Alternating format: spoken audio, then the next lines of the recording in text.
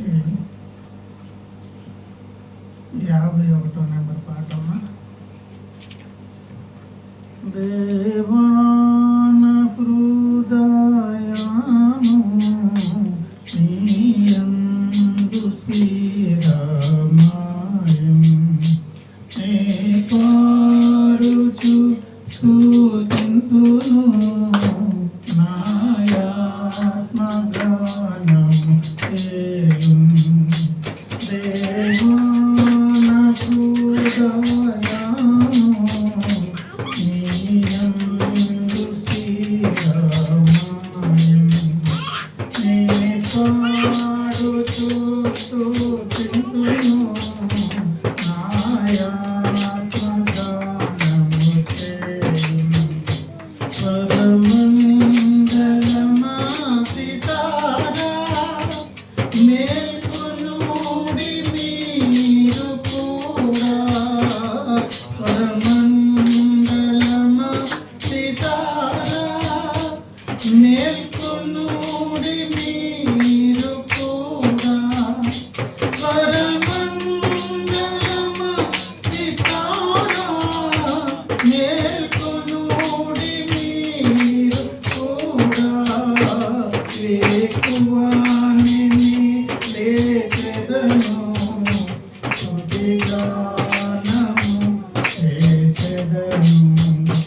వేకువానిని లేచెదను స్తుతిగానము చేసెదను.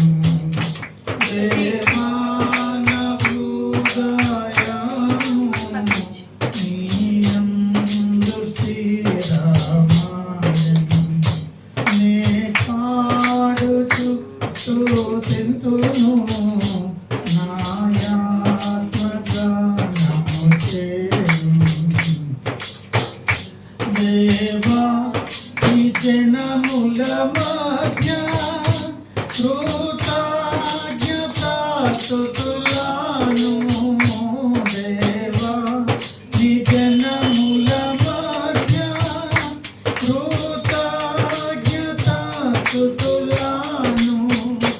దేవా నీ జనముల మధ్య కృతజ్ఞతాస్తుతులను. చెల్లించి అగలలోన స్తుతిగానము చేసెదను. చెల్లించి అగలలోన స్తుతిగానము చేసెదను. దేవాన హృదయాను నీయందు స్థిరమాయం నే పాడుచు స్తుతింతును నాయాత్మగానము చేయుం. ఆకాశము నాకంటే నీ కృప మహోన్నతమైనది. ఆకాశము నాకంటే నీ కృప మహోన్నతమైనది. ఆకాశము నాకంటే నీ కృప మహోన్నతమైనది. నీదు సాధ్యము మేఘముల కంటే అత్యున్నతమైనది. నీదు సాధ్యము మేఘముల కంటే అత్యున్నతమైనది.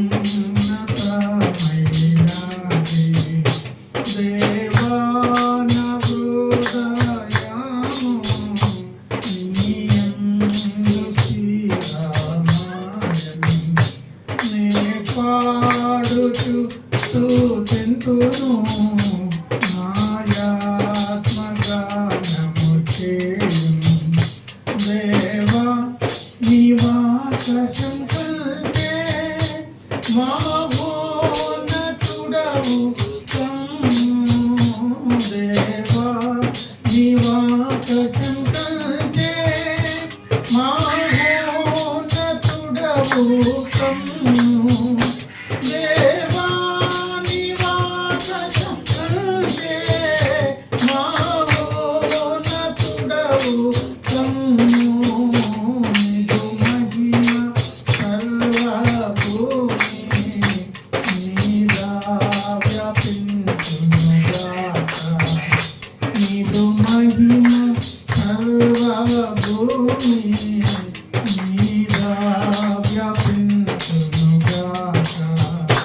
దేవాన హృదయము నీయందు తీరమాయెను. నీ పాడుచు స్తుతింతును నాయాత్మగానము చేయును. దేవాన హృదయము నీయందు తీరమాయెను. నీ పాడుచు స్తుతింతును నాయాత్మగానము చేయును. యెషయా ప్రవక్త గ్రంథము 40వ అధ్యాయము. యెషయా ప్రవక్త గ్రంథము 40వ అధ్యాయము 6వ వచన భాగమును నేను చదువుతున్నానండి. 6 నుంచి. ఆలకించుడి, ప్రకటించమని ఒకడు ఆజ్ఞ ఇచ్చుచున్నాడు. నేనేమి ప్రకటింతునని మరి ఒకడు అడుగుచున్నాడు. సర్వ శరీరులు గడ్డి అయి ఉన్నారు, వారి అందమంతయు అడవి పువ్వు వలె ఉన్నది. యెహోవా తన శ్వాసము దాని మీద ఊదగా గడ్డి ఎండును, పువ్వు వాడును. నిశ్చయముగా జనులు గడ్డి వంటి వారే. గడ్డి ఎండిపోవును, దాని పువ్వు వాడిపోవును.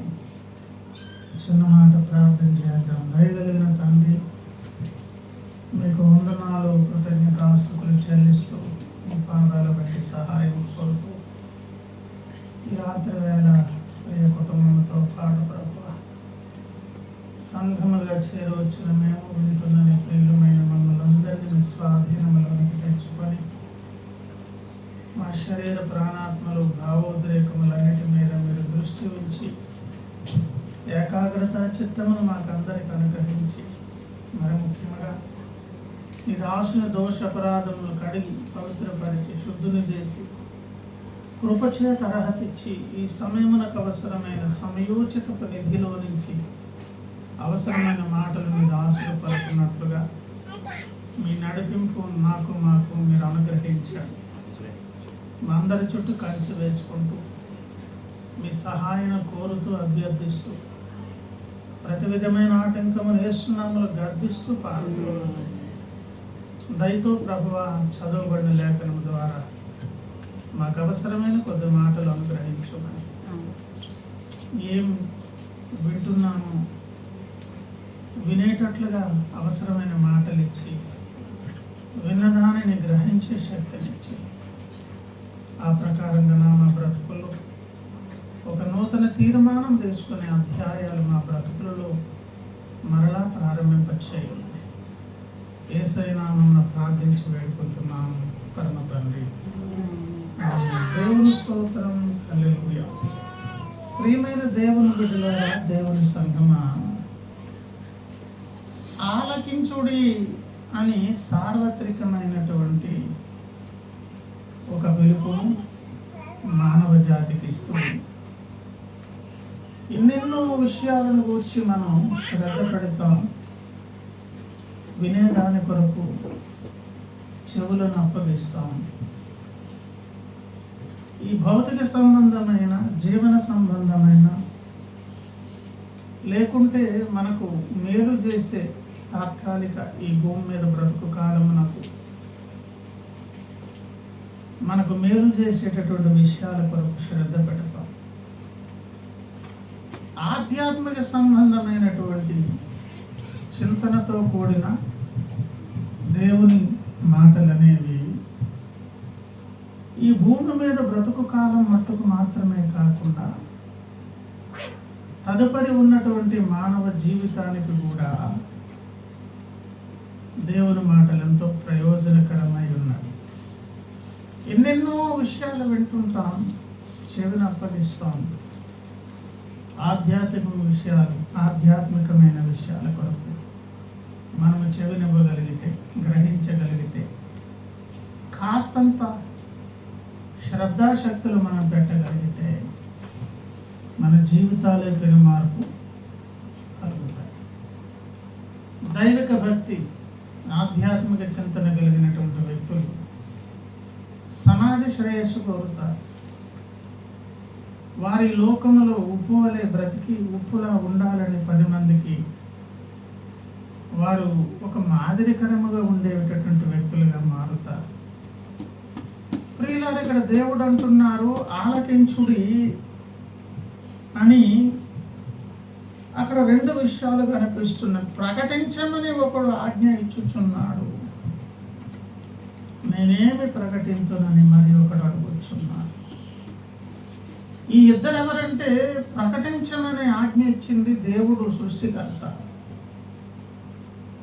నన్నేం ప్రకటించమంటారు అని దేవుని మాట కొరకు ఎదురు చూస్తూ కనిపెడుతూ దేవుని మాట కొరకు ఎదురు చూస్తున్న వ్యక్తి ఏమో దేవుని చేత నియమింపబడిన దైవ భక్తుడు. ప్రియులారా, విద్యాబుద్ధులు నేర్పించే దాని కొరకు స్కూల్స్, కాలేజెస్, ఇతరత్ర ఏమండి ఆ యొక్క చక్కని విద్యా సంబంధమైనటువంటి కళాశాలల ద్వారా ఒక మంచి పౌరులను తయారు చేసేటటువంటి, దేశానికి పనికొచ్చే వ్యక్తులను తయారు చేసేటటువంటి విధంగా ఉపాధ్యాయ వృత్తి ఎలాగైతే విద్యార్థుల మీద ప్రభావం చూపుతుందో, ఆధ్యాత్మిక విషయాలలో కూడా భక్తి కలిగినటువంటి భక్తులను తయారు చేసే దాని కొరకు ఇక్కడ కూడా పాఠాలు నేర్పించే విద్యార్థులను, ఆధ్యాత్మిక విద్యార్థులను తీర్చిదిద్దే ఉపదేశకులు కూడా కొంతమంది ఉంటారు. వారిని దేవుడే నిర్ణయించి ఆయా కాలాలలో వారి ద్వారా ఈ సమాజానికి దేవుని సంగతులు బోధిస్తూ ఉంటారు. కనుక ఇక్కడ నన్ను ఏమి ప్రకటించమంటారు అని అడిగాయనేమో దేవుని భక్తుడు, ప్రకటించు అని ఆజ్ఞాపిస్తున్న ఆయనేమో సృష్టికర్త. ప్రకటించే ఆయన ఎట్లాంటి వారు, అసలు ప్రకటించమన్నటువంటి సంగతి ఏమిటి అని ఒక ఆలోచన చేస్తే అక్కడ చెప్పమన్న సంగతి ఏంటంటే, సర్వ శరీరులు గట్టి అయి ఉన్నారు, వారందమంతయు అడవి పువ్వు వలె ఉన్నది. యెహోవా తన శ్వాసము దాని మీద ఊదగా గడ్డి ఎందును, పువ్వు వాడును, నిశ్చయముగా జనులు గడ్డి వంటి వారే. వీళ్ళరా మానవ జాతి అనబడినటువంటి నీవు నేను, మనమందరం నరులని పిలువబడుతున్న మనం, దేవుని దృక్కోణములో నుంచి మనల్ని చూస్తే మనం ఎట్లున్నామంట, గడ్డిని పోలిన వారము. మనందము గడ్డి పువ్వుతో పోల్చబడింది. చాలా సౌందర్యంగా సొగసుగా ఉంటాయండి గడ్డి పువ్వులు. ఆ మంచు పడినప్పుడు ఏమండి, లేత కిరణాలు సూర్యుడు ఉదయించినప్పుడు ఆ లేతగా పచ్చిగా ఉన్నటువంటి గడ్డి కానివ్వండి, ఆ పువ్వులు కానివ్వండి, మన హృదయాలు దోచుకునే విధమైనటువంటి ఆహ్లాదకరంగా, అందంగా, మనోహరంగా దృశ్యం కనిపిస్తుంది.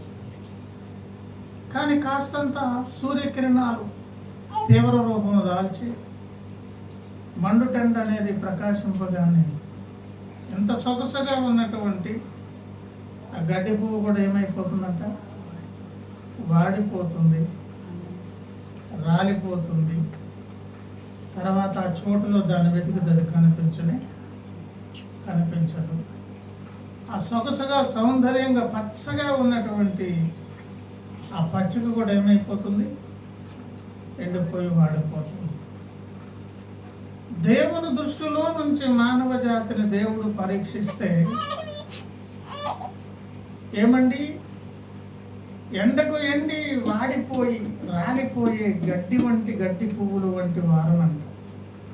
అదే అధ్యాయంలో ఇంకా చెప్పారు, ఇంకొక విషయం కూడా చెప్పారు. 15వ వచనం చూడండి. జనములు చేద నుండి జారు బిందువులు వంటివి, జనులు త్రాసు మీద ధూళి వంటి వారు. చేద నుండి జారు బిందువులు అంటే ఏంటో నేను చిన్నప్పుడు అనుకునేవాడిని. అప్పట్లో మూతలోంచి నీళ్లు తోడే దాని కొరకు బకెట్లు వాడేవారు. కొంతమంది వాటిని ఏమనేవారు, చేద అని కూడా పిలిచేవారు. ఓహో, ఆ నూతులోంచి తోడుతూ ఉన్నప్పుడు నీళ్లు వస్తూ ఉండగా కొన్ని నీళ్ళు ఏమవుతాయి, వెనక్కి జారి పడిపోయాయి. ఓహో, అందుకు చేదలో నుంచి జారిపోయే నీళ్ళు అనుకున్నాను. కానీ అదిగా అసలు సంగతి. చేద అనగా దాహము. దాహముతో తాగే దాని కొరకు తహతహలాడుతూ దోశలతో నీళ్లు పట్టుకున్నప్పుడు త్రాగాల్సినటువంటి నీళ్లు చేతుల్లోంచి జారిపోతే ఎట్లుంటుందో మనుషులు, జనములు ఎట్లున్నారంట, ఆ దోశలలో నుంచి జారిపోతున్నటువంటి నీళ్ళు. అది ఒక నూతలో ఉన్నప్పుడు, ఒక కొలనులో ఉన్నప్పుడు, ఒక సాగరంలో ఉన్నప్పుడు, లేదా ఇంట్లో స్టోర్ చేసే ఒక బిందులో ఉండినప్పుడు, లేదా మన దోశల్లోనికి వచ్చినప్పుడు దాని స్వరూప సౌందర్యం, దాని ద్వారా రావలసిన ఫలితాలు. నీళ్ళంటే అర్థం ఏంటి? జీవనాధారం. జీవనాధారమైన నీళ్లు సరస్సులో ఉన్నప్పుడు, నూతిలో ఉన్నప్పుడు, బిందులో ఉన్నప్పుడు, దోశల్లో ఉండినప్పుడు బాగానే ఉండింది. ఆ దోశల్లో నుంచి జారిపోయి నేల పడింది అనుకోండి, పరిస్థితి చెప్పండి. అది వెనక్కి రాదు. ఏమంటే నేలకు వెళ్ళిన నీరు రిటర్న్ తెచ్చుకునే అవకాశం ఉన్నదా? లేదు కదా. నిరుపయోగంగా జారే నీళ్లు నేలలో కలిసిపోయినట్లు మానవులు, జనములు ఎట్లా కనిపిస్తున్నారంట, చేద నుంచి జారే నీళ్ళ బిందువులు. అని త్రాసు అంటే మనం తూకం వేసేటటువంటి త్రాసులు ఉంటాయి కదా. ఒక 4-5 రోజులు పడితే దాని మీద ధూళి పడుతుంది. ఊదితే కొంత పోతుంది, గుడ్డ పెట్టి తుడిస్తే పోతుంది. మానవాళ్ళని దేవుడు ఎట్లా పోల్చాడు? ధూళి వంటి వారిగా పోల్చి 20 ఏమండి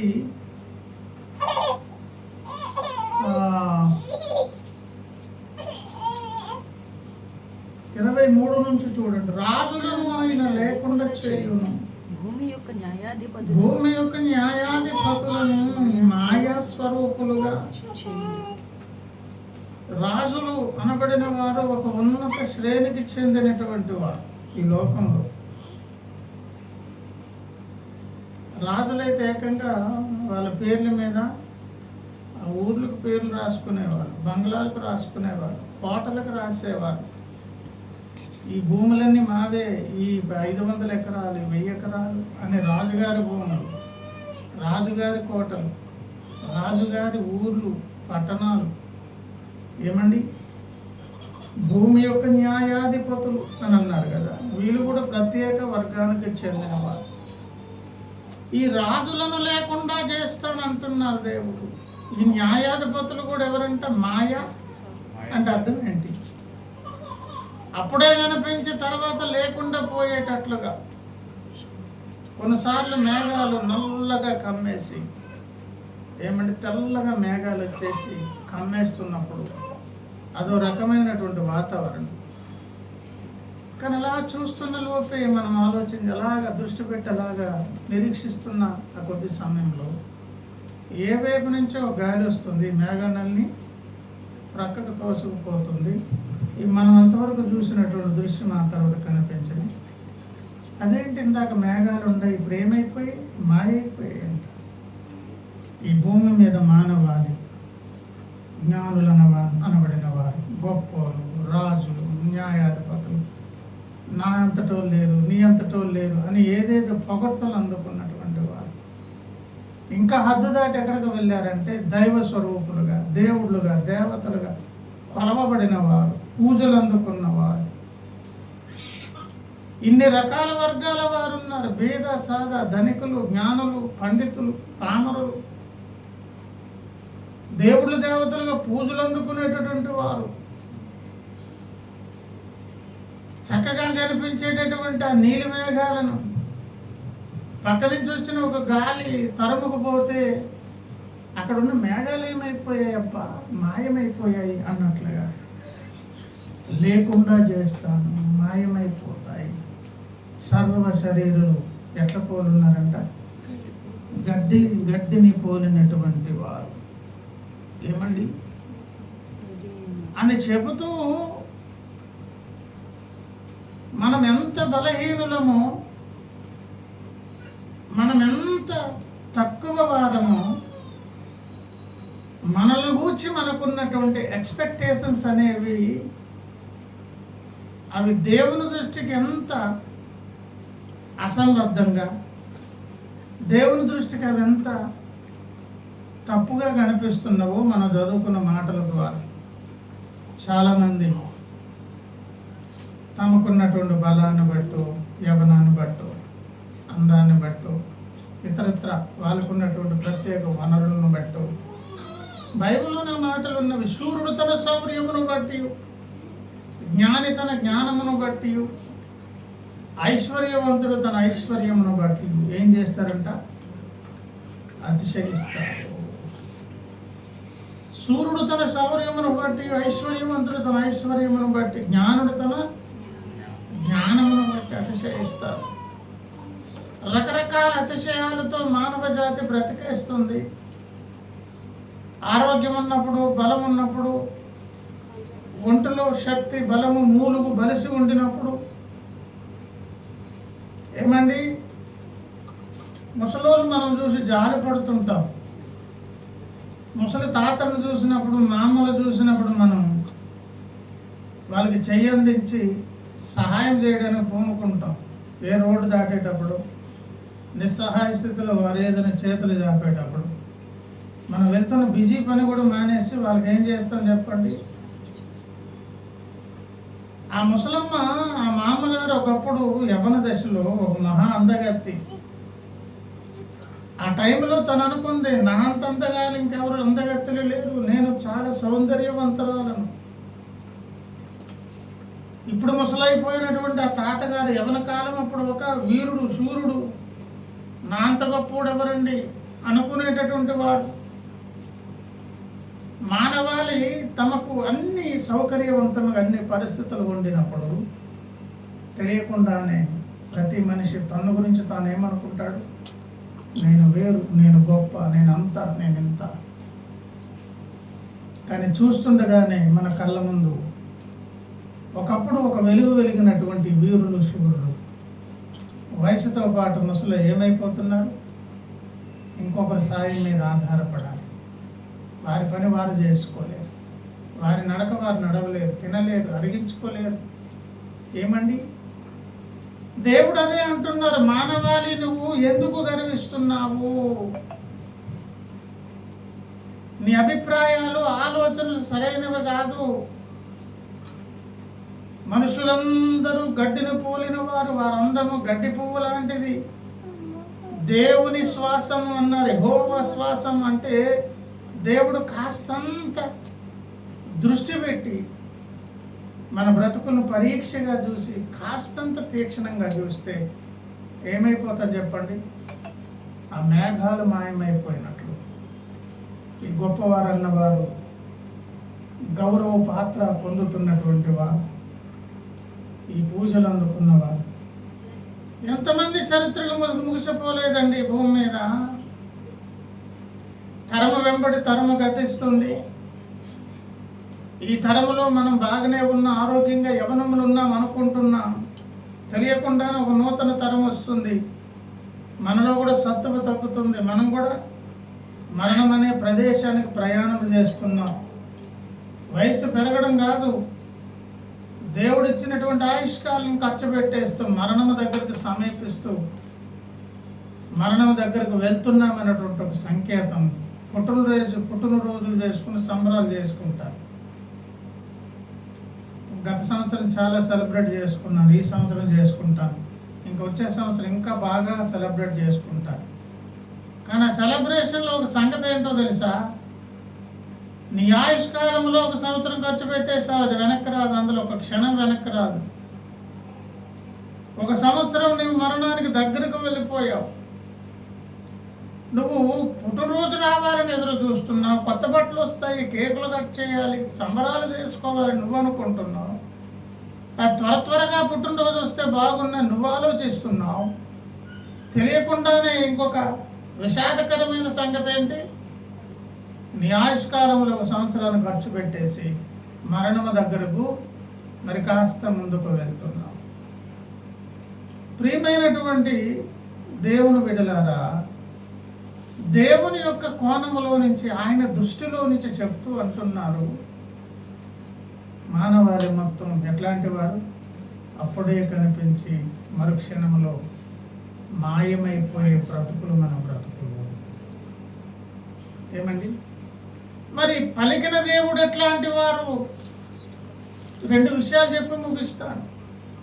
ఆయన ఎట్లాంటి వారంటే ఆయన గురించి అదే అధ్యాయంలో చెప్పబడింది. చూడండి 12వ వచనములో, తన కుడిసిటిలో జలములు కొలిచిన వాడెవడు? ఏమండి, ఈ భూమి మీద లేకపోతే విశ్వంలోనే ఎక్కడెక్కడ ఏ ఉన్నదో మనకు తెలియదు, కానీ మొత్తానికి భూగ్రహం మీద ఏమండి భూమి కంటే కూడా జలములు ఉన్నటువంటి 3 వంతులు మీద 2 వంతులు భూభాగం కదండి. ఏంటంట 3 వంతులు నీరును 2 వంతులు ఏదో భూభాగం ఉన్నదని అనుకుంటా. నా తప్పైతే దానికేముంది, వెనక్కి తీసుకుంటాను. కానీ ఈ భూమి మీద ఉన్న నీళ్ళ గురించి మనకు కొంచెం అవగాహన ఉన్నది. ఇంకా విశ్వం అనేది ఎట్లుంటుందో, ఆ విశ్వాల్లో ఏమేమి ఉన్నవో మనకు తెలియదు, సృష్టికర్త చేసినవి. ఈ నీళ్ళన్నిటిని కలిపి ఆయన ఏం చేస్తారంటండి, మన మీద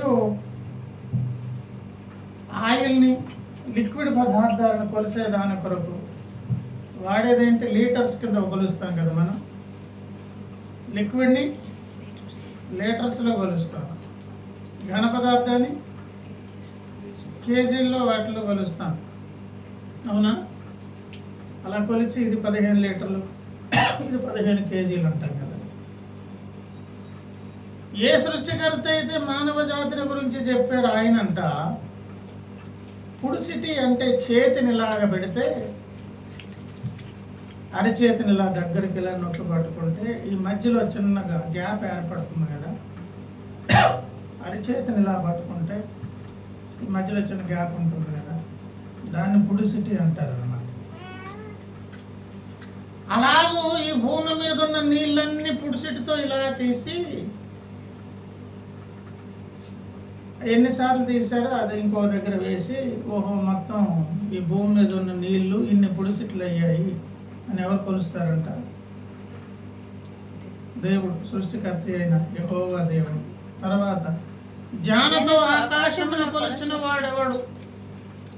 భూమిలోనున్న మన్ను కొలపాత్రలో ఉంచిన వాడెవడు? త్రాసులో పర్వతములను తూచిన వాడెవడు? తూనిక చేత కొండలను, అంటే దేవుడు ఎక్కడెక్కడ ఏ పర్వతం పెట్టాలో దాని వెయిట్ ఎంతో, దాని డెప్త్ ఎంతో, ఏమాత్రం బరువు ఉండాలి, ఏ కొండలు ఎంత బరువు ఉన్నాయో ఉన్నటువంటి మట్టి ఆయన లెక్కలు. ఆ కొలమానం కొరకు ఏం వాడుకున్నారు, నీళ్ళ కొరకు ఏం వాడారన్నా, తన హరిచేతనే పుడిచెట్టుగా ఆకాశంలో ఏం చేశారంట, ఇలాగ చేయి పెట్టి కొలిసి ఇన్ని జానలు ఉన్నదని. ఏమండి, ఇవి చదువుకునేటప్పుడు మనకు అనిపిస్తుంది, అమ్మ బాబో దేవుడు ఎంత గొప్ప ఆయన. మనకు అర్థం కావడం కొరకు, తన తాలూకా గొప్పతనాన్ని, ఆయన ఎంత గొప్ప దేవుడో తెలియజేయడం కొరకు మనకు అర్థమైన భాషలో ఈ విషయాలు చెప్పారు. అంత తక్కువ కూడా కాదు ఆయన. దేవుడు ఇట్లాంటి వారిని చెప్పడం కొరకు, మనకు అర్థమయ్యే భాష కొరకు జానత ఆకాశంలో కొలుస్తారు, నీళ్లను పుడిసిటితో కొలుస్తారు. మట్టిని తీసుకొచ్చి ఆయన దగ్గర కొలపాత్రలో పెట్టి, చంద్రమండలంలో ఉన్నటువంటి మట్టి దాని వెయిట్ ఎంత, భూమి మీద ఉన్నటువంటి మట్టి ఎంత, ఈ లెక్కలన్నీ ఎవరికి తెలుసు? పర్వతాలు వాడి తూకం ఎంత, కొండలు ఎంత.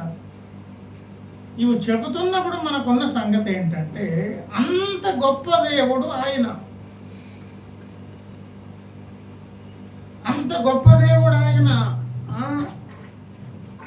ఏమండి, తర్వాత కూడా మనం ఆలోచన చేస్తే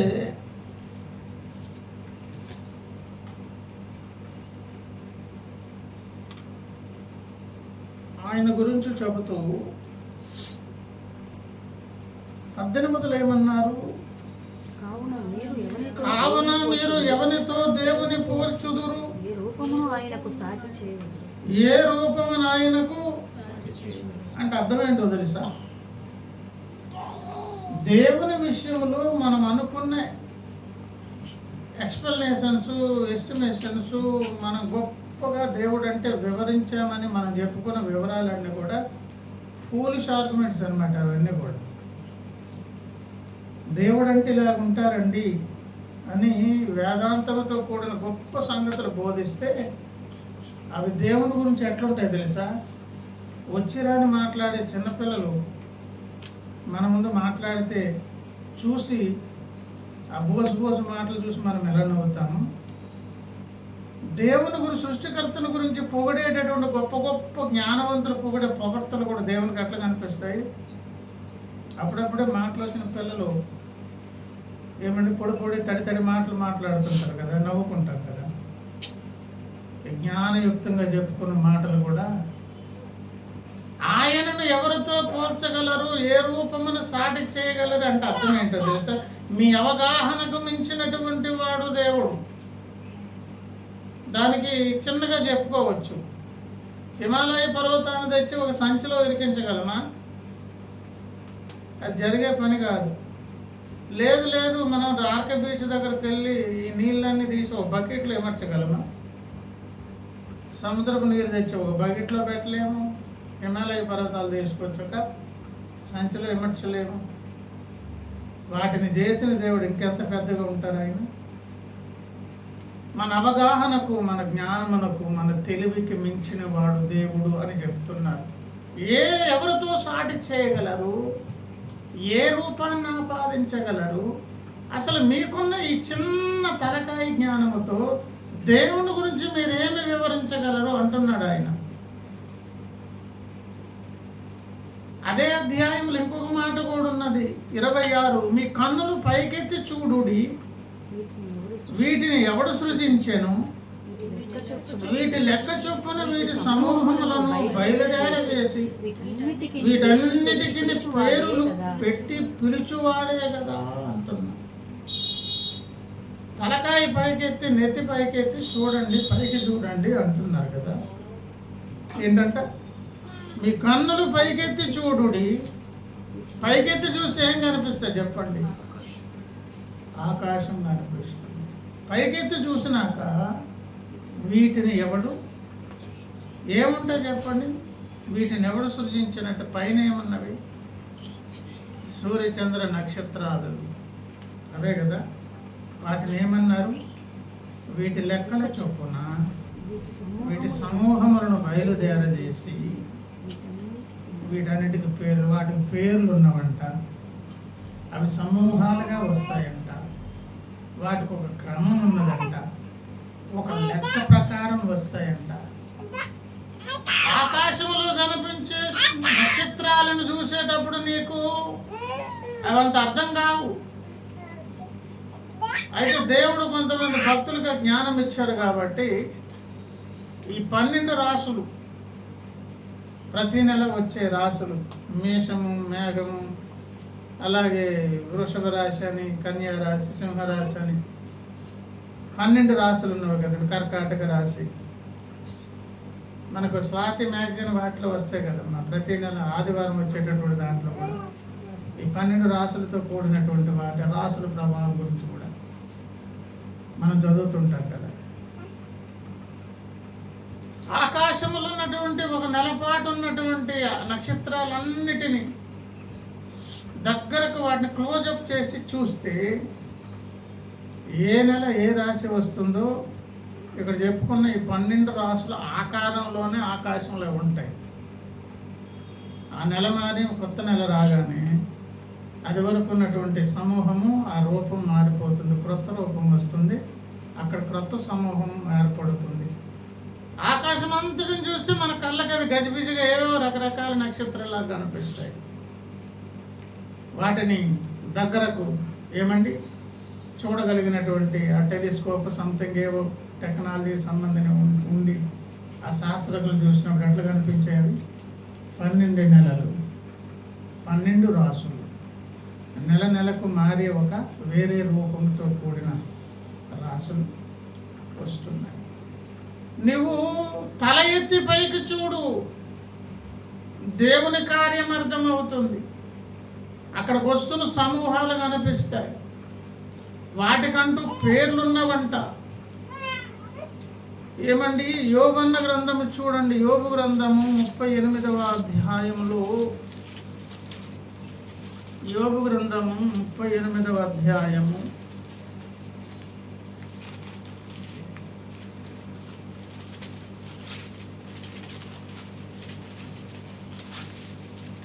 31 నుంచి నేను చదువుతున్న, శ్రద్ధగా వినండి.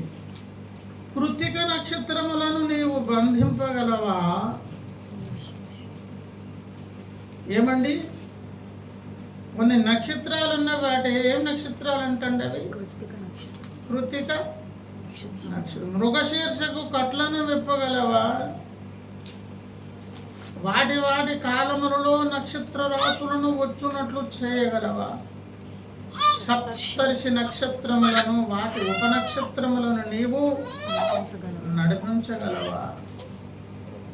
నక్షత్ర రాసులున్నవి, వాటికి పేర్లున్నవి. ఆ పేర్లు ఎవరు పెట్టారు? దేవుడే పెట్టారు. 147వ కీర్తన ఒకసారి చూసి మళ్ళీ ఇక్కడికి వద్దాం. 147వ కీర్తన 4వ వచనం, నక్షత్రముల సంఖ్యను ఆయన నియమించి ఉన్నాడు.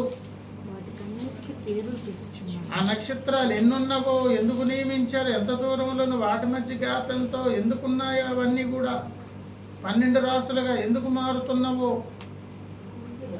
ఆ నక్షత్రాలు ఎన్నో తెలుసు, వాటికి పేర్లున్నవి.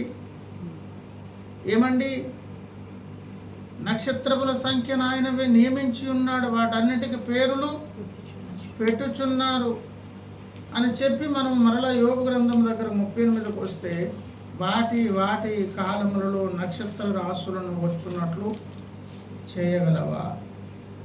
సప్తర్షి నక్షత్రములను వాటి ఉపనక్షత్రములను నీవు, నక్షత్రములున్నవి, సమూహములున్నవి, వచ్చి వెళ్ళేది ఉన్నది, దానికి ఒక క్రమము కట్టుబాటు దేవుడు నియమించారు, వాటికి పేర్లున్నవి అని తర్వాత అన్నారు. ఆకాశ మండలపు కట్టడలను నీ వెరుగుదవా? ఆకాశ మండలమునకు ఒక కట్టడ ఉన్నది, దానికి భూమి మీద గల ప్రభుత్వమును నీవు స్థాపింపగలవా? భూమి మీద దేనికి ప్రభుత్వం ఉన్నది? ఆకాశ మండలమునకు. ప్రభుత్వము దేనికి ఉన్నది? ఆకాశ మండలానికి. దేని మీద? భూమి మీద. భూమి మీద ప్రభుత్వం కలిగిన ఆకాశ మండలములో ఏమున్నవి? నక్షత్ర రాసులు ఉన్నవి. ఈ నక్షత్ర రాసులు నెలకొకసారి ఒక్కొక్క రూపంలో వచ్చి మళ్ళీ వెళ్ళిపోతాయి. వాటికి ప్రభుత్వం ఉన్నది కనుకనే ఆ నక్షత్ర రాసులు కలిగినటువంటి దినాలలో మానవాళి పుడుతున్నప్పుడు ఈ మానవాళి మీద కూడా వాటి ప్రభావం ఉంటుంది. ఇది ఆధ్యాత్మిక మేలు కాదు కానీ భౌతిక జీవితానికి సంబంధించిన ఉపకారం మేలు చేస్తుంది. ప్రభునందు ప్రియులారు, అందుకే ఆస్ట్రాలజీ అనేది కూడా నక్షత్ర శాస్త్రం అనేది ఉన్నది. బైబిల్ కూడా దానికి సపోర్ట్ చేస్తున్నది. ప్రభునందు ప్రియులారా, మెట్టుకు దేవుడు ఎట్లాంటి వారంటండి? నెత్తి పైకెత్తి చూడు, అక్కడ దైవ కార్యం అర్థమవుతుంది. ఈ భూమి మీద ప్రకృతిలో ఉన్నటువంటి ఈ పంచభూతాత్మక సృష్టికి వాటిని నియమించినప్పుడే వాటి లెక్కలు, వాటి కొలమానాలు, వాటి తాలూకు వ్యవహారాలన్నీ ఎవరికి తెలుసు? దేవునికి తెలుసు.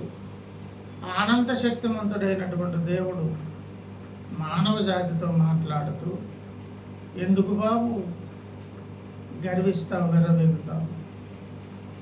ఎందుకు బాబు 4 దినాల జీవితం కొరకు ఉర్రూతలు ఊగుతావు?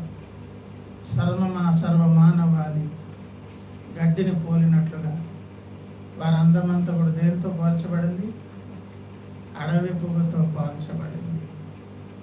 కాస్త బలం ఆరోగ్యం ఉన్నప్పుడు గర్విస్తున్నాం, కానీ దేవుని దృష్టికి మనం ఎట్లా కనిపిస్తున్నాం? ఎండిపోయే గడ్డిలాగా, ఎండిపోయే పువ్వుల్లా కనిపిస్తున్నాం మనము. మరి దేవుడు ఎట్లున్నారు?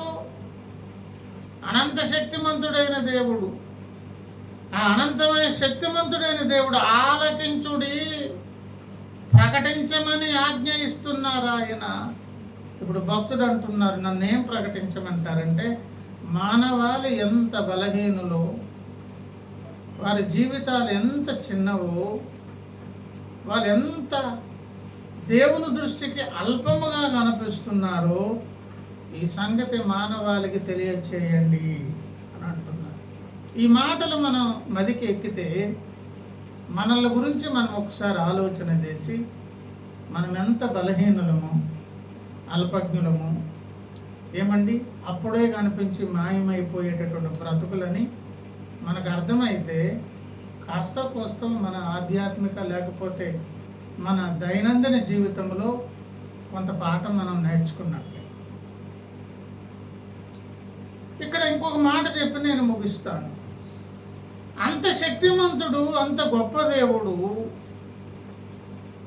ఈ సృష్టిని చేసినప్పుడు, సృష్టిలో ఉన్నటువంటి ఈ చరాచర ప్రాణికోటి, సృష్టిలో ఉన్నటువంటి సూర్యచంద్ర నక్షత్రాదులు, ఇతరత్ర ఈ పంచభూతాత్మక సృష్టి అంతా ఎంత అద్భుతంగా చేసి, ఇది ఈ పాయింట్ ఎక్కించి, ఈ పాయింట్ కాస్త జ్ఞానంగా జాగ్రత్తగా వినండి. అంత గొప్ప దేవుడు ఇంత అల్పమైన మానవ జాతిని ఎందుకు చేశారు? అంత గొప్ప దేవుడు విశ్వ సృష్టిని ఇంత బాగా చేసి మానవాళిని ఎందుకు ఇంత అల్పంగా, బలహీనులుగా, గడ్డిలాగా, ఎండిపోయే గడ్డి పువ్వులాగా ఇలాగెందుకు చేశారు దేవుడు? ఆయన స్థాయికి సరిపోయినట్లు కదా చేయాలి అసలు. అవునా కదా చెప్పండి, మీకు న్యాయమైన పెంచట్లేదా? సృష్టికి అంత గొప్ప ఆయన అయి ఉండేటప్పుడు మానవ జాతిని కూడా ఎట్లా చేసి ఉండాలి? చాలా ఘనంగా, గొప్పగా చేసి ఉంటారు కదా. కానీ ఇప్పుడు మానవాళ్ళు ఎట్లున్నారని చెప్తున్నారు? అడవి గడ్డి వల్లే ఉన్నారు, అడవి పువ్వుల మీ అందమంతా ఉన్నది అంటున్నారు. ప్రియులారా, మెట్టుకైతే నిజానికి దేవుడు మనలను అంత అల్పముగా మనలను చేయలేదు. మొట్టమొదట ఇది మనం గమనించాలి. రాత్రివేళ సందేశం అదే. ప్రస్తుతం మనం ఏమై ఉన్నామో దేవుడే చెబుతున్నారు. కానీ మానవాళిని చేసినప్పుడు ఎట్లా చేశారంట? ఎన్నెన్నో వచనాలు. అందులో 8వ కీర్తన ఒకసారి మనం గమనిస్తే, 8వ కీర్తన 4 నుంచి నేను చదువుతున్నావు. నీవు మనుషుని జ్ఞాపకము చేసుకున్నటకు వాడేపాటి వాడు, నీవు నరపుత్రుని దర్శించుటకు వాడేపాటి వాడు అనేదేమో ఇప్పుడు పరిస్థితి. నరపుత్రుని దర్శించుటకు వాడేపాటి వాడు, నరపుత్రుని దర్శించుటకు, జ్ఞాపకం చేసుకున్నటకు వాడేపాటి వాడు ఇప్పటి పరిస్థితి. 5 నుంచి అంటున్నారు, దేవుని కంటే వానిని కొంచెము తక్కువ వానిగా చేసి ఉన్నావు, మహిమా ప్రభావములతో వానికి కిరీటము ధరింపజేసి ఉన్నావు, నీ చేతి పనుల మీద వానికి అధికారం ఇచ్చి ఉన్నావు, గొర్రెలనన్నిటిని, ఎడ్లనన్నిటిని, నడమ మృగములను, ఆకాశ పక్షులను, సముద్ర మత్స్యములను, సముద్ర మార్గములు సంచరించే వాటన్నిటిని వాని పాదముల క్రింద నీవు ఉంచి ఉన్నావు. ఇది ప్రారంభపు సృష్టి. దేవుడు చేసిన తన సృష్టి కార్యం అనే ఈ భూగ్రహం మీద ఉన్నటువంటి చరాచర ప్రాణికోటి మొత్తం మీద, ఈ పంచభూతాత్మకమైన సృష్టి మొత్తం మీద ఇవన్నీ ఎవరు చేశారు?